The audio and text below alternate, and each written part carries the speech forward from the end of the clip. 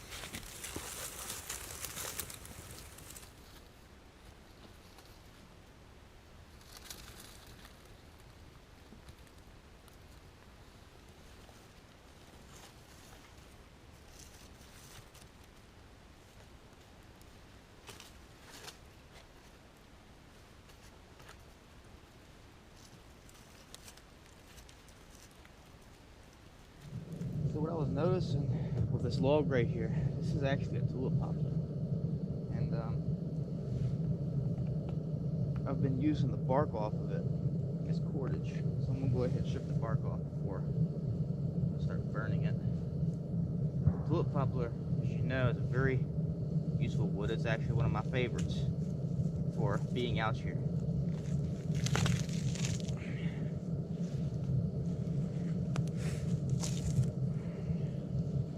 We'll just go put this in my stash.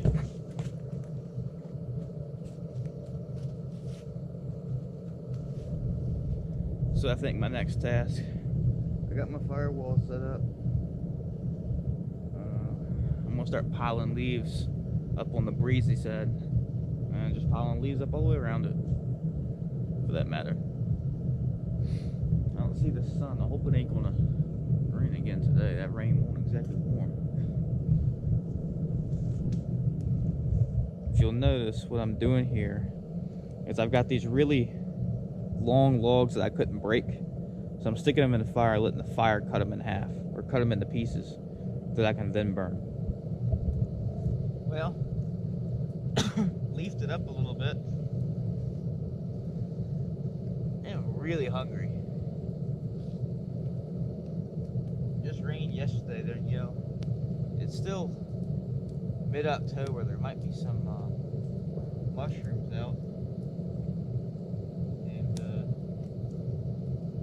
check that creek and see if there's any mussels. That'd be good if I can get a few mussels.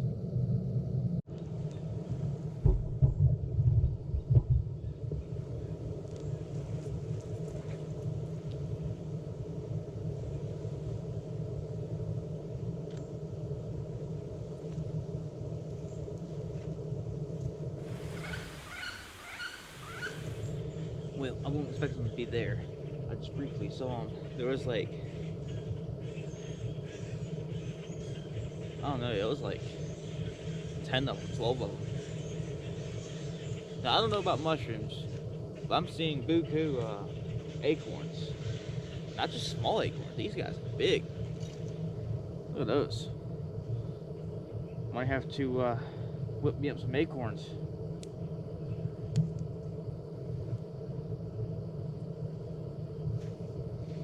Got acorns, got some hickory nuts, some mussels.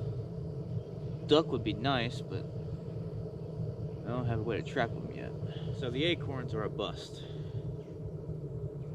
Only found like maybe 2 of them that didn't have a hole in it. So when you're picking these acorns up, you want to inspect them pretty carefully, and you'll see 9 times, well, you'll see pretty evidently if there's something living inside of it. So this one has a little bit of a discoloration to it. And when you find the ones that's got the bugs in them and they're discolored, or there's something otherwise wrong with the nut, you don't want those. They might be fermented. There might be something otherwise wrong with them. There we go.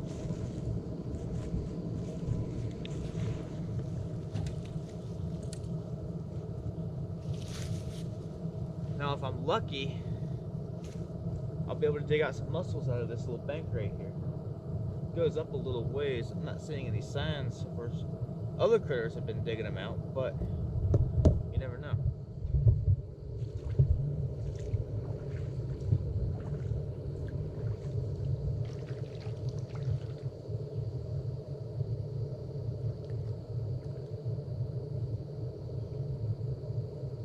Finding their shells. Would you believe this water is really not warm? Shocker, right?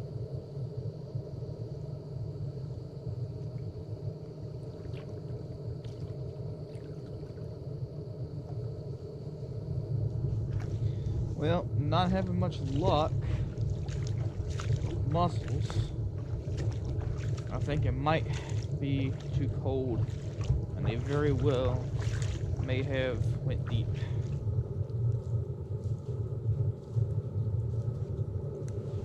I found a few nuts. I actually stumbled upon one tree in particular that was just dropping the crap out of them.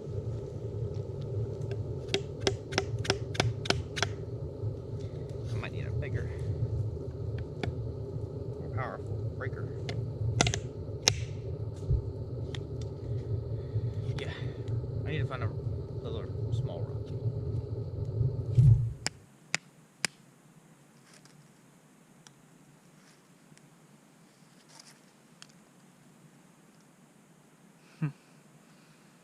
Oh, yes.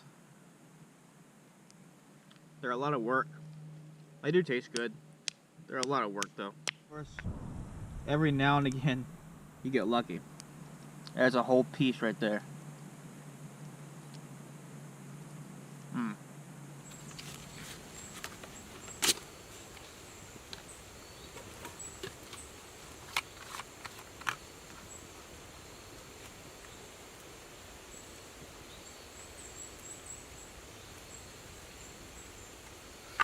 So,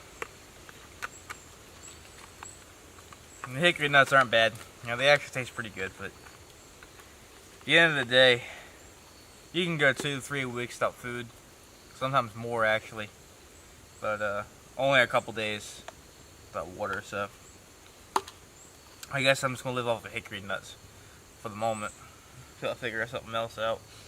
Maybe eat a few bugs or something.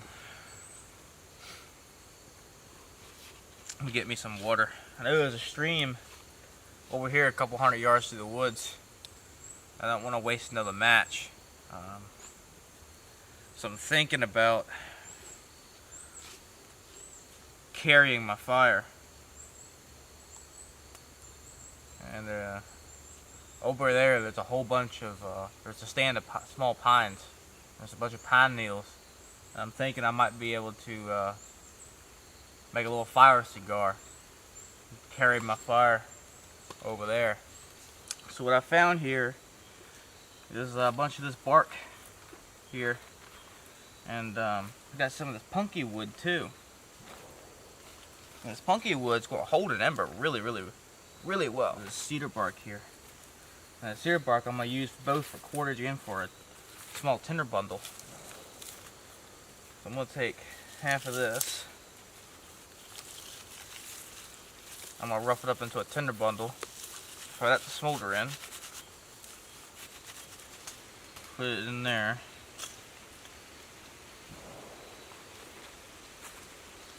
Take a little bit of this punk wood and mix up in here too. What I'm going to use this other piece, tie it up together. And then this piece right here, I want to use to as a tinder bundle until I get it lit up once I get down there.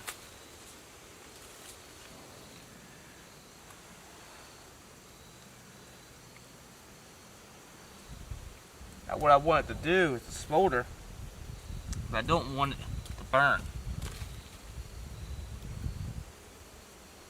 I'm gonna take a piece of bark and I'm gonna tie it off loosely. Still want a little bit of oxygen in there so that it smolders, but that's all we want it to do, is just to sit there and smolder.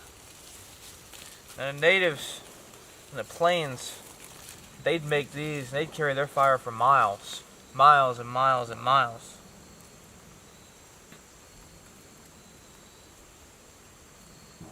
It's a lot easier to do this than it is to start another one with a bow drill or a hand drill. When you're walking with it, it's a good idea just to keep it in the wind,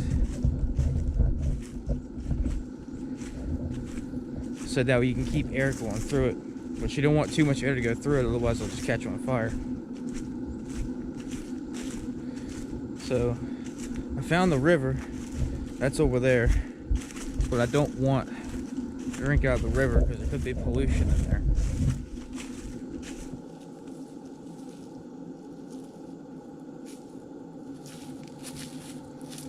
Alright, this ain't a bad spot.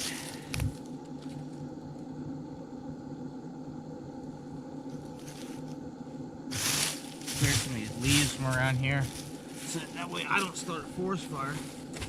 I want to stay warm, but I don't want to stay that warm. Now, I don't need to save this, so I think I'm just going to save this little bit of cedar bark here, because I can use this for cordage if I need to.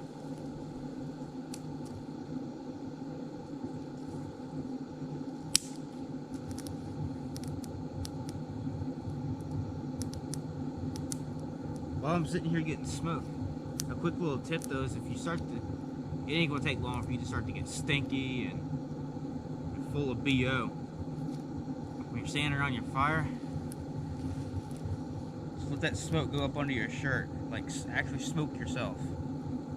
And what happens is that the smoke helps to kill some of the bacteria that causes that body odor smell. And another thing it does is the smoke helps to mask your human scent. So if you're hunting or you're trying to maintain a balance with wildlife, is to not scare them. It masks your scent so they don't pay as much attention.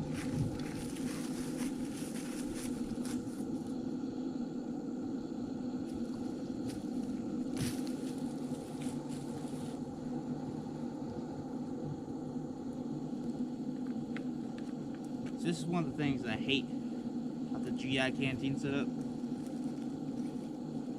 The cups are only about 3/4 to half the size of the canteen itself. Good grief.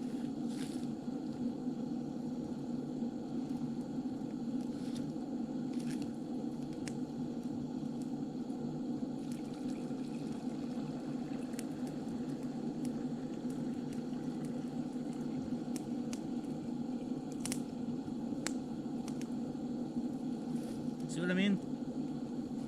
You would think it'd make more sense if the cup held as much fluid as the canteen held, but no. So I need to boil another cup up.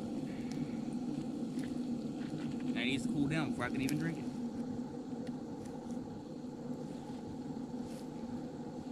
You'll get a little bit of ash and charcoal in there every now and again. It's alright, it ain't gonna hurt you.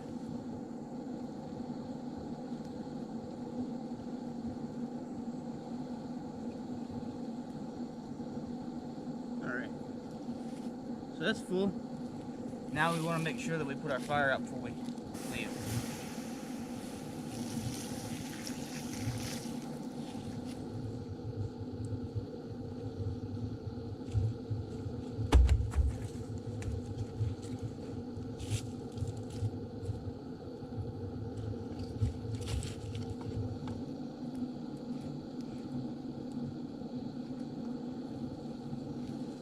All right.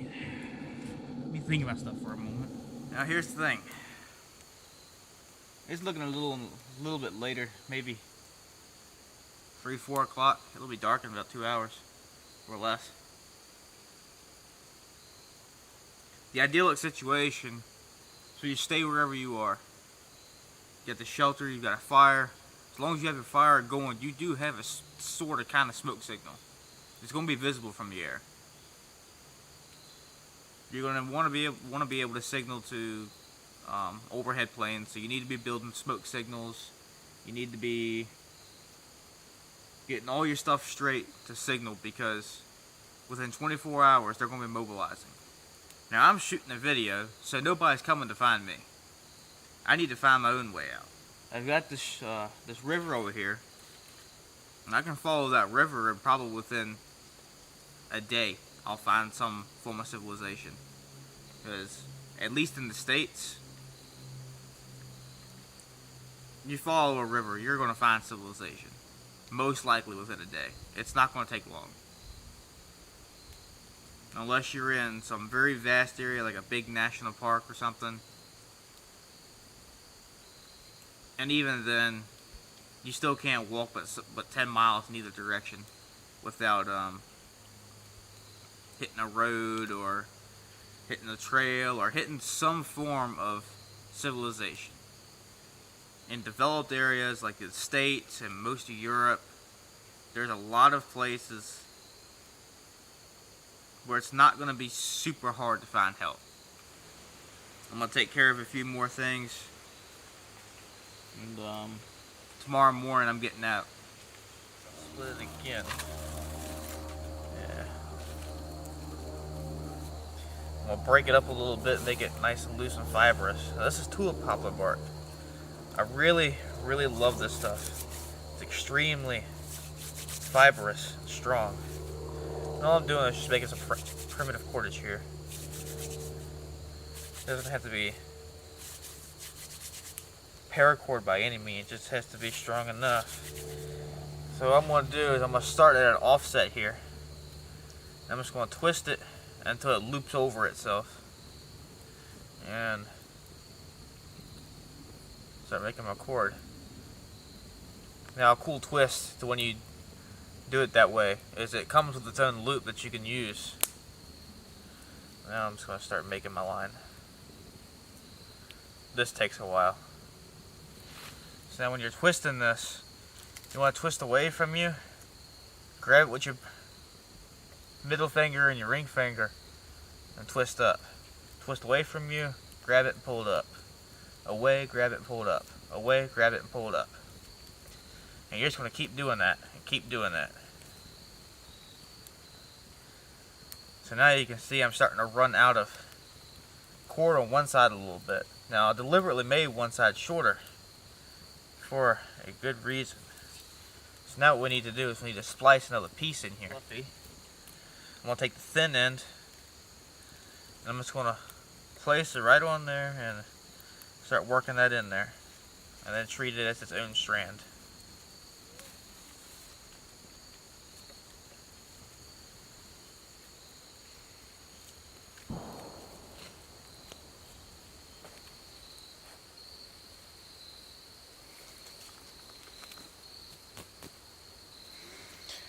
There we go, that's what I'm talking about. Got about 4 feet of good, strong tulip poplar rope here. And trying to think, what kind of trap do I want to make for the little suckers? Could do snare. My concern with it being a snare is he goes up, he gets tangled in here. What's stopping him from just chewing right on through here? This is, I mean, it's bark. It wouldn't take nothing to chew through this. So I'm thinking maybe a deadfall. So I went and got a bunch of acorns. I'm cracking them open right now. The strap configuration I settled on ended up being a figure 4. If you don't know how to make a figure 4, I highly recommend you do it.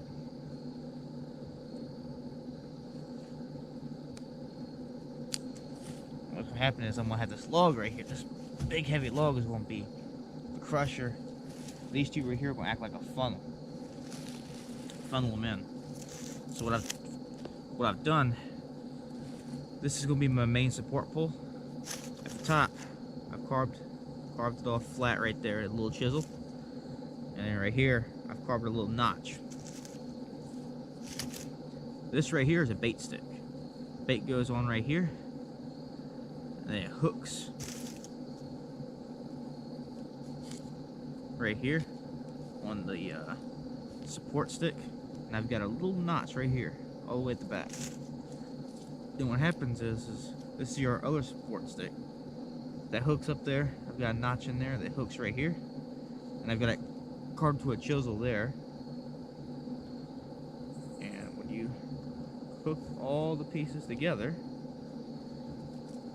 you have a very, very strong trigger system here. It's really easy to make, it's really reliable, and it's really strong. Also, really sensitive.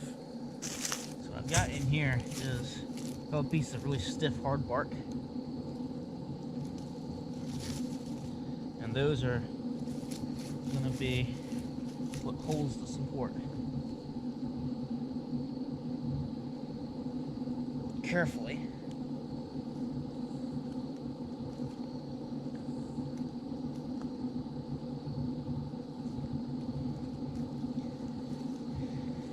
Try to balance it. Alright, this is where you want to be really careful. You want to try to minimize getting your hand in there as much as possible.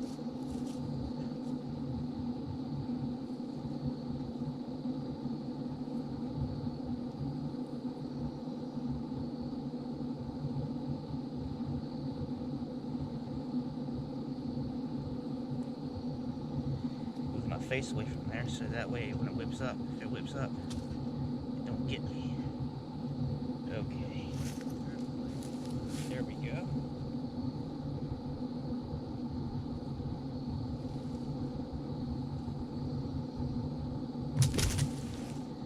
Damn it.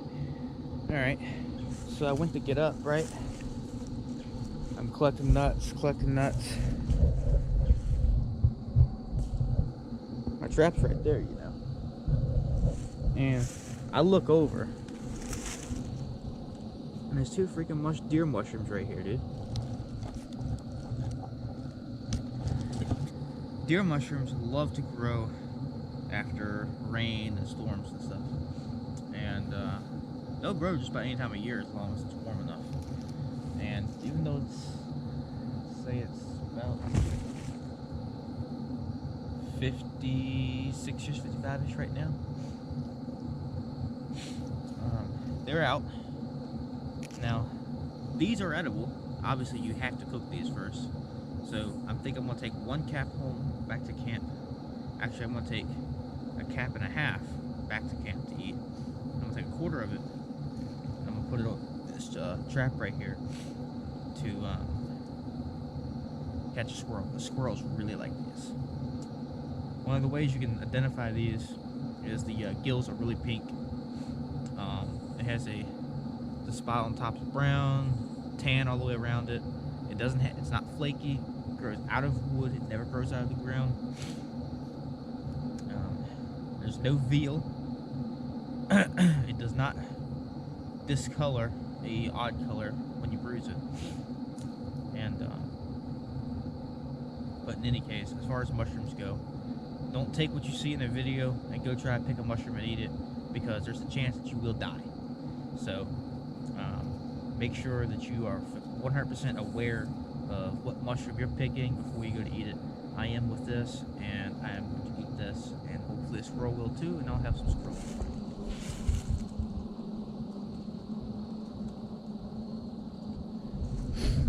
That was unnecessarily difficult to reset that. Whew. All right, good to go now. So awesome. Something that'll have a little bit of flavor to it. Well, hickory nuts have a flavor too, but nice. This makes me happy. If it wasn't getting dark, I'd go out and look for more of these. The reason you want to cook mushrooms is because there's all kinds of critters and things and stuff that can be living on it that you want to make sure are good and dead before you consume the mushroom. A really good way to cook mushrooms is to make a stew out of them. But right now I'm feeling a smoky flavor, so I'm having roasted mushroom.